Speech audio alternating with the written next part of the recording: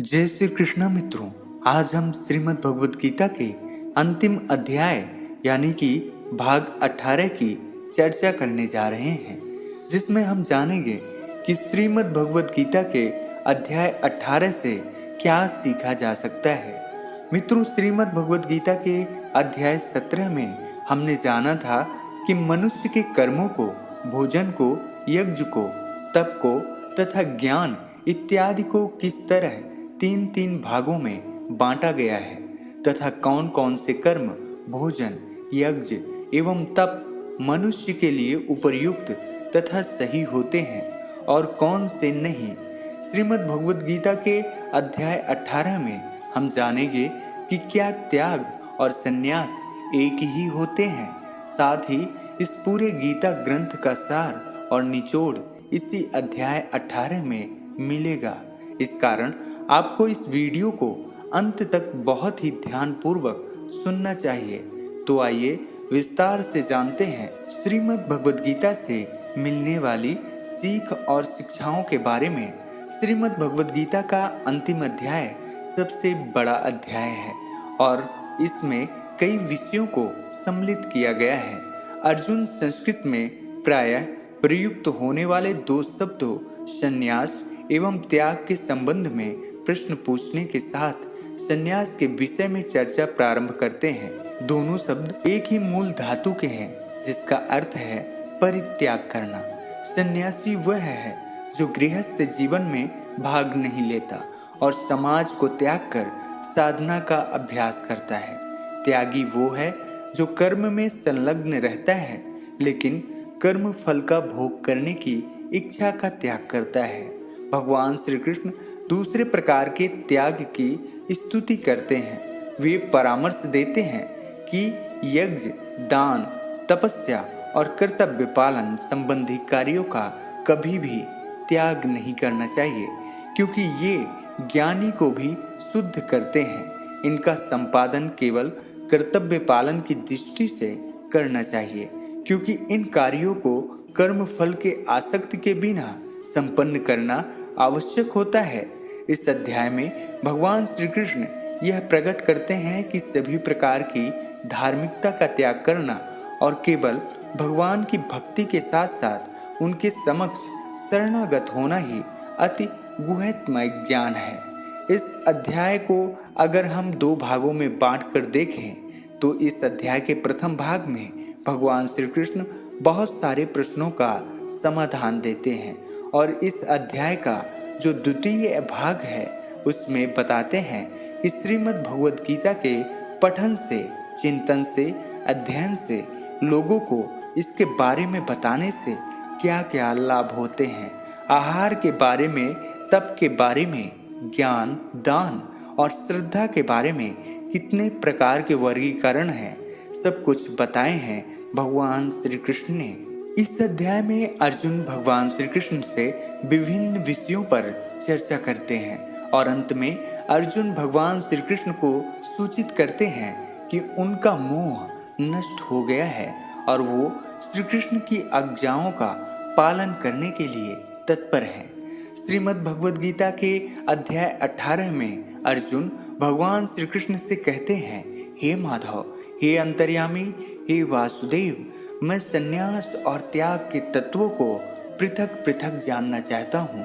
अर्जुन के इन प्रश्नों को सुनकर श्री भगवान बोले, हे अर्जुन, कितने ही पंडित जन तो काम में कर्मों के त्याग को संन्यास समझते हैं तथा दूसरे विचार कुशल पुरुष सब कर्मों के फल के त्याग को त्याग कहते हैं।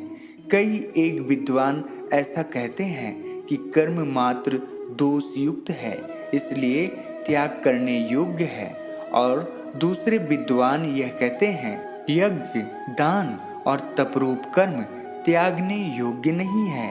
हे पुरुष श्रेष्ठ अर्जुन, संन्यास और त्याग इन दोनों में से सबसे पहले त्याग के विषय में तू मेरा निश्चय सुन, क्योंकि त्याग सात्विक, राजस और तामस भेद से 3 प्रकार का कहा गया है।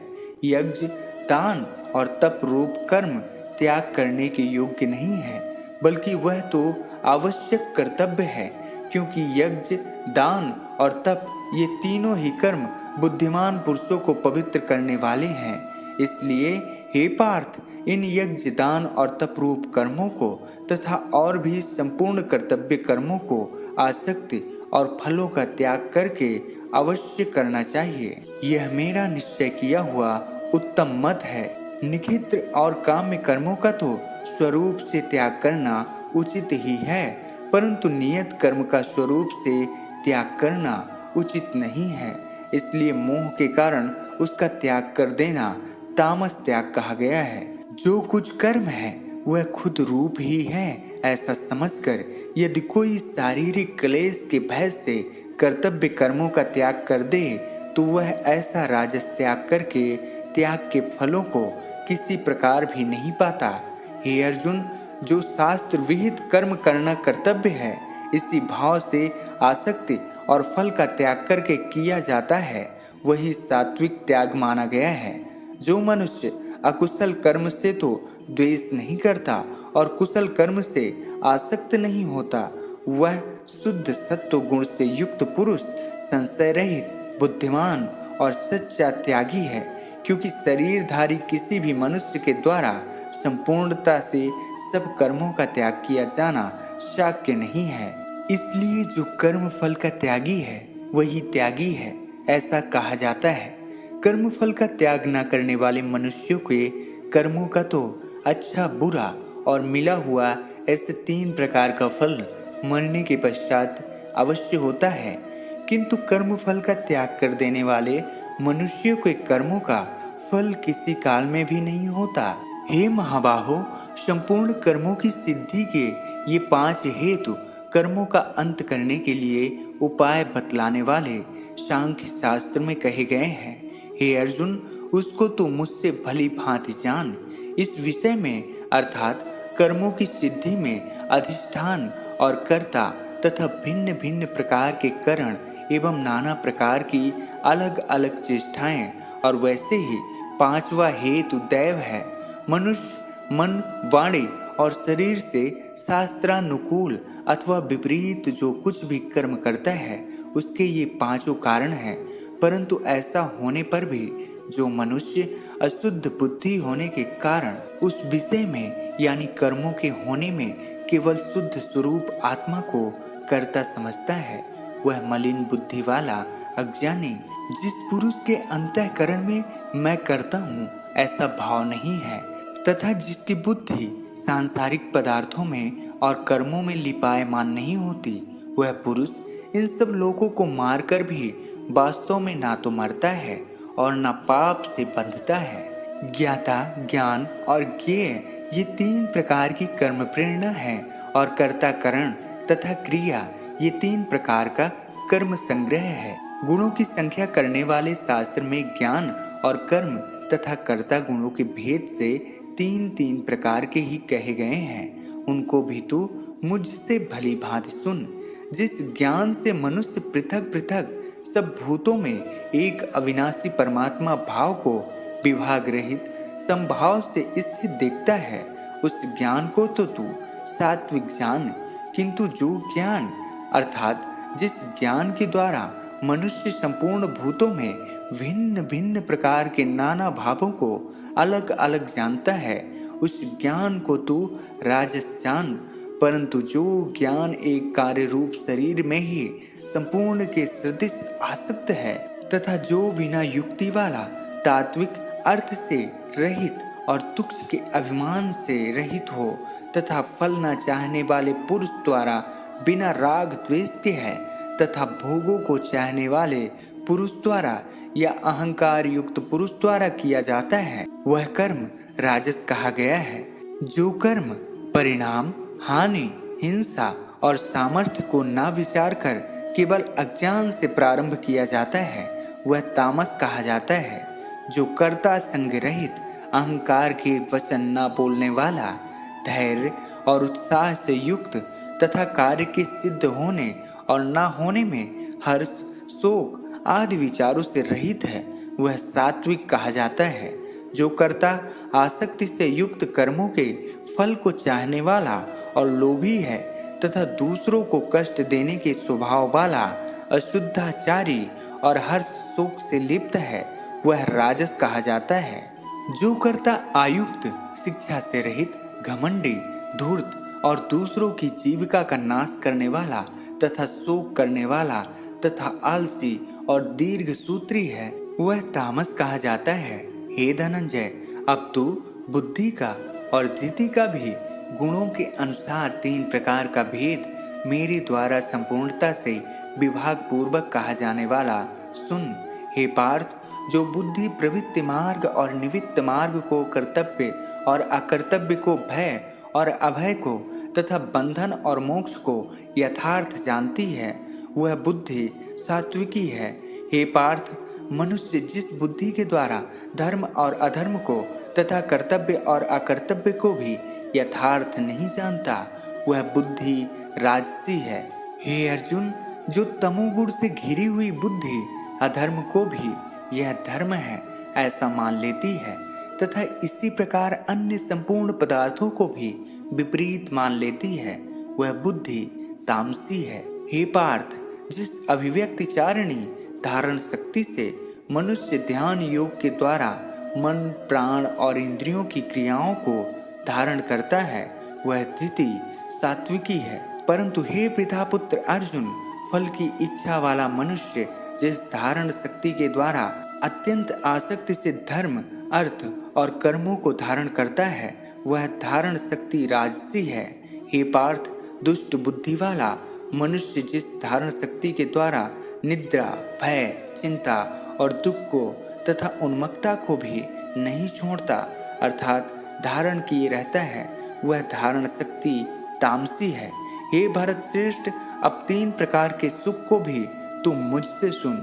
जिस सुख में साधक मनुष्य भजन, ध्यान और सेवा आदि के अभ्यास से रमण करता है और जिससे दुखों के अंत को प्राप्त हो जाता है, जो ऐसा सुख है वह आरंभ काल में यद्यपि विष के तुल्य प्रतीत होता है परंतु परिणाम में अमृत के तुल्य है। इसलिए वह परमात्मा विषयक बुद्धि के प्रसाद से उत्पन्न होने वाला सुख सात्विक कहा गया है।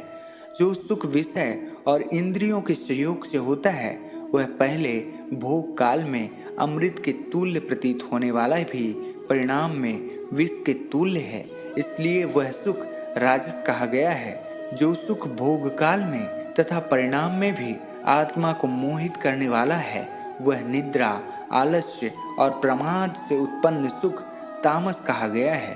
पृथ्वी में या आकाश में अथवा देवताओं में तथा इनके सिवा और कहीं भी ऐसा कोई भी सत्व नहीं है जो प्रकृति से उत्पन्न इन तीनों गुणों से रहित है। हे परम तप, ब्राह्मण, क्षत्रिय और वैश्यों के और शूद्रों के कर्म स्वभाव से उत्पन्न गुणों द्वारा विभक्त किए गए हैं। अंतःकरण का निग्रह करना, इंद्रियों का दमन करना, धर्म पालन के लिए कष्ट सहना, बाहर भीतर से शुद्ध रहना, दूसरों के अपराध को क्षमा करना, मन, इंद्रिय और शरीर को सरल रखना, वेद, शास्त्र, ईश्वर और परलोक आदि में श्रद्धा रखना, वेद शास्त्रों का अध्ययन, अध्यापन करना और परमात्मा के तत्व का अनुभव करना, ये सभी ब्राह्मण के स्वाभाविक कर्म हैं। शूरवीरता, तेज, धैर्य, चतुरता और युद्ध से न भागना, दान देना और स्वामी भाव, ये सब के सब ही क्षत्रिय के स्वाभाविक कर्म हैं। खेती, गौपालन और क्रय विक्रय रूप सत्य व्यवहार ये वैश्य के स्वाभाविक कर्म हैं तथा सब वर्णों की सेवा करना शूद्र का भी स्वाभाविक कर्म है। अपने अपने स्वाभाविक कर्मों में तत्परता से लगा हुआ मनुष्य भगवत प्राप्ति रूप परम सिद्धि को प्राप्त हो जाता है। अपने स्वाभाविक कर्म में लगा हुआ मनुष्य जिस प्रकार से कर्म करके परम सिद्धि को प्राप्त होता है, हे अर्जुन, उस विधि को तो सुन जिस परमेश्वर से संपूर्ण प्राणियों की उत्पत्ति हुई है और जिससे यह समस्त जगत व्याप्त है। उस परमेश्वर की अपने स्वाभाविक कर्मों द्वारा पूजा करके मनुष्य परम सिद्धि को प्राप्त हो जाता है। अच्छी प्रकार आचरण किए हुए दूसरे के धर्म से गुण रहित भी अपना धर्म श्रेष्ठ है, क्योंकि स्वभाव से नियत किए हुए स्वधर्म रूप कर्म को करता हुआ मनुष्य पाप को नहीं प्राप्त होता। अतएव हे कुंती पुत्र, दोष युक्त होने पर भी सहज कर्म को नहीं त्यागना चाहिए, क्योंकि धुएं से अग्नि की भांति सभी कर्म किसी न किसी दोष से युक्त हैं। सर्वत्र आसक्ति रहित, बुद्धि वाला, स्पृहा रहित और जीते हुए अंतःकरण वाला पुरुष सांख्य योग के द्वारा उस परम नैष्कर्म सिद्धि को प्राप्त होता है, जो कि ज्ञान योग की परनिष्ठा है। उस नैष्कर्म सिद्धि को जिस प्रकार से प्राप्त होकर मनुष्य ब्रह्मा को प्राप्त होता है, उस प्रकार को हे कुंती पुत्र, तू संक्षेप में मुझसे समझ। विशुद्ध बुद्धि से युक्त तथा हल्का, सात्विक और नियमित भोजन करने वाला, शब्द आदि विषयों का त्याग करके एकांत और शुद्ध तेज का सेवन करने वाला, सात्विक धारण शक्ति के द्वारा अंतःकरण और इंद्रियों का संयम करके मन, वाणी और शरीर को वश में कर लेने वाला, राग द्वेष को सर्वथा नष्ट करके भली भांति दृढ़ वैराग्य का आश्रय लेने वाला तथा अहंकार, बल, घमंड, काम, क्रोध और परिग्रह का त्याग करके निरंतर ध्यान योग के परायण रहने वाला, ममता रहित और शांति युक्त पुरुष सच्चिदानंद घन ब्रह्म में अभिन्न भाव से स्थित होने का पात्र होता है। फिर वह सच्चिदानंद घन ब्रह्म में एक ही भाव से स्थित प्रसन्न मन वाला योगी ना तो किसी के लिए शोक करता है और ना किसी की आकांक्षा ही करता है। ऐसा समस्त प्राणियों में समभाव वाला योगी मेरी पराभक्ति को प्राप्त हो जाता है। उस पराभक्ति के द्वारा वह मुझ परमात्मा को मैं जो हूँ और जितना हूँ ठीक वैसा का वैसा तत्व से जान लेता है तथा उस भक्ति से मुझको तत्व से जानकर तत्काल ही मुझ में प्रविष्ट हो जाता है। मेरे परायण हुआ कर्मयोगी तो संपूर्ण कर्मों को सदा करता हुआ भी मेरी कृपा से सनातन अविनाशी परम पद को प्राप्त हो जाता है। सब कर्मों को मन से मुझ में अर्पण करके तथा समबुद्धि रूप योग को अवलंबन करके मेरे परायण और निरंतर मुझ में चित्त वाला हो, उपर्युक्त प्रकार से मुझ में चित्त वाला होकर तू मेरी कृपा से समस्त संकटों को अनायास ही पार कर जाएगा। और यदि अहंकार के कारण मेरे वचनों को ना सुनेगा तो नष्ट हो जाएगा, अर्थात परमार्थ से भ्रष्ट हो जाएगा। जो तू अहंकार का आश्रय लेकर यह मान रहा है कि मैं युद्ध नहीं करूंगा, तो तेरा यह निश्चय मिथ्या है, क्योंकि तेरा स्वभाव तुझे जबरदस्ती युद्ध में लगा देगा। हे कुंती पुत्र, जिस कर्म को तू मोह के कारण करना नहीं चाहता, उसको भी अपने पूर्वकृत स्वाभाविक कर्म से बधा हुआ परवश होकर करेगा। हे अर्जुन, शरीर रूप यंत्र में आरूढ़ हुए संपूर्ण प्राणियों को अंतर्यामी परमेश्वर अपनी माया से उनके कर्मों के अनुसार भ्रमण करता हुआ सब प्राणियों के हृदय में स्थित है। हे भारत, तू सब प्रकार से उस परमेश्वर की ही शरण में जा। उस परमात्मा की कृपा से ही तू परम शांति को तथा सनातन परम धाम को प्राप्त होगा। इस प्रकार यह गोपनीय से भी अति गोपनीय ज्ञान मैंने तुझसे कह दिया। अब तू इस रहस्य युक्त ज्ञान को पूर्णतया भली भांति विचार कर जैसा चाहता है वैसे ही कर। संपूर्ण गोपनीयों से अति गोपनीय मेरे परम रहस्य युक्त वचन को तू फिर भी सुन। तू मेरा अतिशय प्रिय मित्र है, इससे यह परम हितकारक वचन मैं तुझसे कहूँगा। हे अर्जुन, तू मुझ में मनवाला हो, मेरा भक्त बन, मेरा पूजन करने वाला हो और मुझको प्रणाम कर। ऐसा करने से तू मुझे ही प्राप्त होगा, यह मैं तुझसे सत्य प्रतिज्ञा करता हूँ, क्योंकि तू मेरा अत्यंत प्रिय सखा है।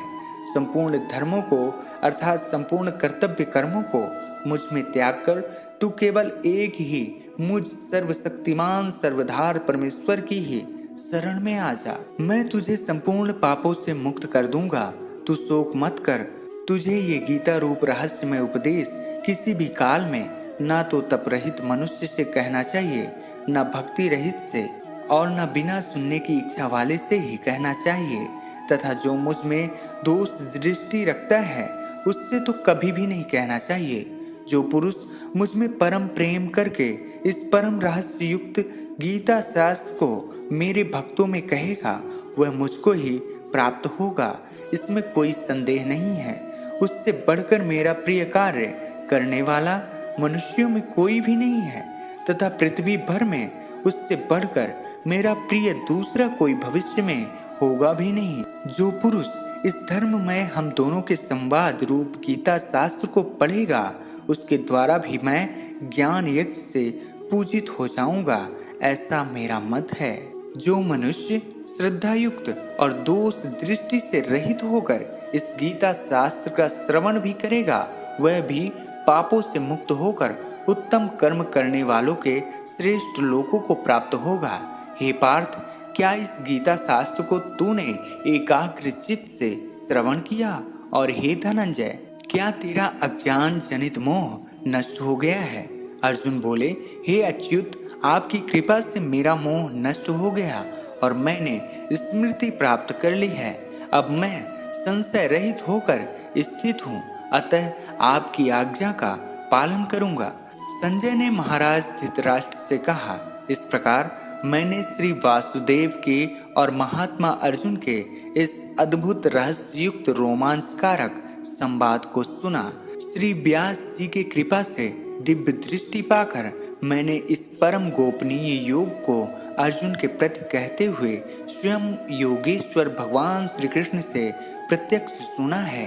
हे राजन, भगवान श्री कृष्ण और अर्जुन के इस रहस्ययुक्त कल्याणकारक और अद्भुत संवाद को पुनः स्मरण करके मेरे चित्त में महान आश्चर्य होता है और मैं बार बार हर्षित हो रहा हूँ। हे राजन, जहाँ योगेश्वर भगवान श्री कृष्ण है और जहाँ गांडीवधारी अर्जुन है, वहीं पर श्री विजय, विभूति और अचल नीति है, ऐसा मेरा मत है। तो मित्रों, इस प्रकार श्रीमद् भगवद गीता का अध्याय 18 पूर्ण हुआ।